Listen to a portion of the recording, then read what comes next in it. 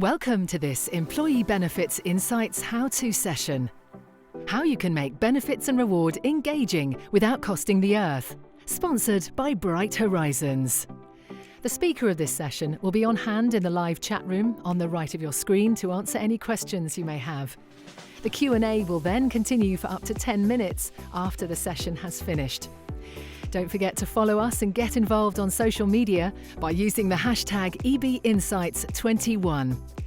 Please welcome Hazel Robinson, Associate Director Human Resources, HR Reward and Wellbeing at Brunel University London. Good day. Thank you so much for coming along today. No, scratch that. Thank you for sitting comfortably and welcome. I'm Hazel Robinson, and I currently head up HR Reward and Wellbeing for Brunel University London. And today we're going to explore some of the impacts on the benefit and reward world and what we can do to create currency and excitement without costing the earth.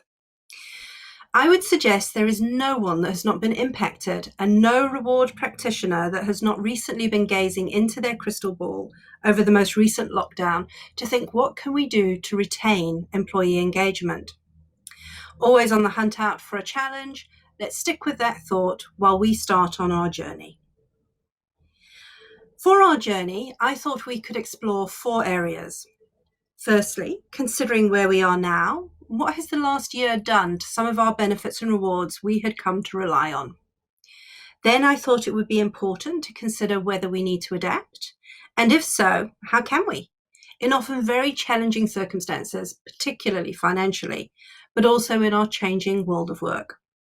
As a third strand, I thought it'd be helpful to explore what, perhaps, our employees are looking for, what's on their wish list, and how this changes our priorities. Finally, in terms of seeking to meet the needs of our employees, shoring up our employee engagement, how can we achieve some of these inroads without breaking the bank, so to speak? But firstly, just a brief introduction to Brunel University London. Brunel is based just outside the hubbub of London within the M25, which provides us with a fantastic opportunity to have a leafy country-styled campus with close links to get into the city. However, at the moment, we are unable to enjoy our campus whilst we work at home. But like so many other organisations, so many people out there, people watching this, we are working hard to make our campus the safe and welcoming place to be once again.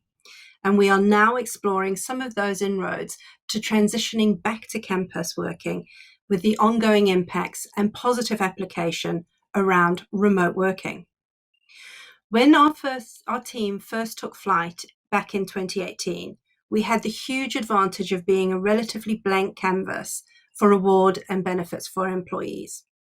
We had already worked extensively in the interests of well-being, in particular mental health, and now we had the opportunity to really give the length and breadth of reward and benefits the focus it deserved.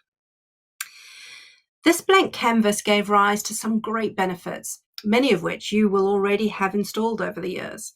We certainly endeavoured to provide information around our reward offering, helping communicating this beyond that simple perspective of salary. In terms of benefits, we really started from scratch, spending a year distilling what was in place, albeit somewhat ad hoc, and creating a welcoming portfolio for our employees. We had already highlighted your typical factors around financial benefits and some of our on-campus benefits, such as our gym, our arts group, and others, plus those that centred around our community, for example, offering discounts dedicated to the city we are in. We also developed our recognition strand, developing a 3-tiered recognition program offering both peer-to-peer and management recognition. Then came March 2020, a year that had started like any other, and it suddenly went into overdrive, and we really needed to dig deep and change gear. All our on-campus benefits were on hold. Many of our well-being initiatives, such as our menopause strategy, stalled, and our attention was 100% towards the well-being of our colleagues. They say that superheroes wear capes. Well, my team certainly deserve a few for their efforts. Our work environment turned on its head, Suddenly we were in each other's homes, never literally, of course. Our shift to the virtual world, a transition that if we'd planned it would have taken about 3 years, happened in a week, and suddenly everything achievable was online. The impact of this has been monumental. As you can see from these figures from Reward Gateway, many employees are disengaged at the moment and looking for work elsewhere. The impact on engagement is critical, and I would encourage this as the driver to pulling up our socks, dusting off our hero cape, and getting ready for the new future. From attraction to retention, we could ask ourselves whether we can adapt, but I would suggest the planning has to be about how we ensure we survive. So let's be positive. What is still working for us? Yes, we've had to ditch some of the brilliant ideas we had, like fresh fruit in the meeting rooms, or having breakout areas where people can grab a coffee and a chat. But all is not lost. I would suggest, in order to consider adaptation, think through what you have in place. If you haven't done that in a year or two, it certainly wouldn't be wasted time in any event, but it gives you an opportunity to see what has retained interest over the last year, and do consider some things will still be of value to employees. Then you can open the door to what is needed and what is available. Push to the stars on this. There is no limit to your creativity and imagination here, only what the priority order needs to be. Also, do copy. The adage, imitation is the highest form of flattery, lives on well. There is no greater compliment when I get asked how I've implemented something. So do speak to your network colleagues. There is so much brilliant creativity out there. Importantly, let go of what doesn't work anymore. Part of an assessment should be to remove things that are not engaging.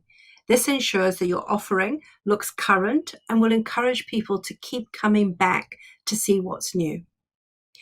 Remote working is here to stay, and I would encourage that we learn from all that we have explored and achieved in the last year, in particular around how flexibility supports our colleagues and engaging with technology to meet the needs of our business. This avenue opens many doors for our employee engagement. Whilst it may seem counterintuitive to suggest working from home can enhance employee engagement, it certainly can, as it enables employees the opportunity to manage their personal priorities around work. For an example, part-time employees can pick up additional hours as they don't need to commute as far to collect children from school. Or carers can start earlier as they don't have to commute as far once they've prioritised breakfast needs for those dependent on them. And need I point out, this flexibility costs nothing. It will take coaching and engagement to give managers confidence to be target-driven and outcome-based. But beyond that, there is a huge amount of benefit for your employees right here. I could probably talk for a full session just on the impact of remote working. It certainly is a great area to explore. Most importantly, though, please don't skip out on this. Adaptation is essential. It really isn't an option. So what highlights could I propose? These themes that you can see have not changed. I would really suggest that you consider how they apply to your new world now. Employee engagement really underpins all that we do and why we do it. We know that engagement makes for increased productivity, better results, and greater innovation. Engaged employees want their employers to succeed. Our new world has changed how we engage, and we need to think of how we can develop that chain of connection. Some ideas to explore here include how you conduct interviews. You will now have the experience of interviewing remotely, which saves money for the applicants in not traveling and in time for you. How can this complement the process moving forward? Other areas to explore are your induction programs.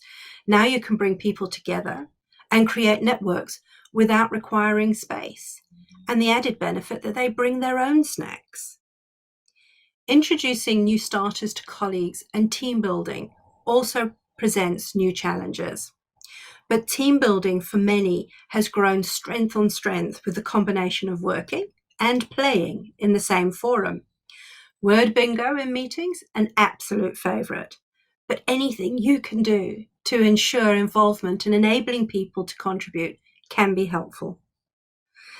Recognition. This is certainly a priority, and it has grown in interest in the last year, especially as we've needed to explore ways to recognise colleagues, often without the financial resources. The need to collaborate and be part of something is intrinsic to who we are, and you can harness this to build engagement. Offering an avenue to enable peer-to-peer recognition is simple. It can be done by email even, but sharing it is invaluable. Employees love to be recognised and appreciated, especially by their colleagues. And people will repeat behaviour that has been positively recognised. Also, it can have a huge positive influence on other colleagues who will strive to demonstrate the same behaviour. Use free forums, virtual all-staff briefings, team online meetings to spread the word of what good activities are taking place, both how the company is performing and those within it. If the company is facing challenges, I would encourage being as honest as you can be, as your employees will be more engaged knowing. And that can often make a huge impact on the bottom line if they're aware that their contribution can help. Support and well-being. This has come to its own in the last year. Our support to employees in respect of what their workplace looks like has extended, as we've had to consider the practicalities of employees balancing a laptop while sitting on the edge of their bed, or the ubiquitous kitchen background. We also need to ensure we are considering the mental health of our people who may be working in isolation, or for some, in very challenging home environments. Setting up contact groups can be beneficial. To support this, we introduced wellbeing champions, people, employees who volunteer their time coming from across the university, and they are interested in promoting wellbeing and our benefits provision. This offers people, even within teams, an opportunity to talk to someone they can contact, even if it is just for a chat. You can also adapt what you already had planned to move into the new world. We had developed our menopause strategy. We had planned to launch it with a chat cafe and a general meeting place on campus. Come and grab a coffee and have a chat. Yes, it stalled, but then we thought, why can't we do this virtually? And we carried on with our network meetings on Teams, so people can still grab a coffee and come and have a chat. What we found was that more people were able to attend, as they didn't need to get to the cafe to engage. In fact, they didn't need to move. We have now broadened these virtual cafes with a plan to have 2 a month on various wellbeing topics supported and promoted by our wellbeing champions. Another topical area of wellbeing is financial wellbeing. And here there is a lot of support that will not cost you at all. There are a couple of great wellbeing providers that do not charge for the help. They are looking to have a platform, and it is the financial institutions that pay their bills, a bit like free advertising. But in particular for those in more challenging financial positions, these providers offer lower risk and cheaper options than other providers. Plus the support ties into your payroll directly. Finally, keep people with you. We are all equally in the dark, employer and employee. So keep communication up to reassure people and keep them in the loop with what you are aiming to do. So in summary, we can do all of this without costing the earth? Yeah, of course we can. Do explore remote working. How can you provide information, support, old equipment to employees to make it successful? Not to mention the great work-life balancing acts that can be explored. Consider well-being. There are lots that can be done across all areas of well-being that does not cost anything more than time to implement. Communication, worthy to be mentioned repeatedly, and keep at it, both in terms of getting the messages out, but also listening to what sits well and what works. Technology has become our friend. How can we use this to complement all our activities? Help people feel they're in contact. Technology is there as a force for good. And finally, choice. Keep working on it. Keep thinking about what more can be done. What ideas are out there and what can you make available? So that's it from me. Thank you very much for your time and for listening. And if you have any questions, let's go for it. Ladies and gentlemen, that concludes this session. Thank you to our sponsor, Bright Horizons. Please be sure to ask any remaining questions you may have in the live chat. Our next session, Human Communication, Connecting with Employees During Difficult Times, will take place this afternoon at 2:30 p.m.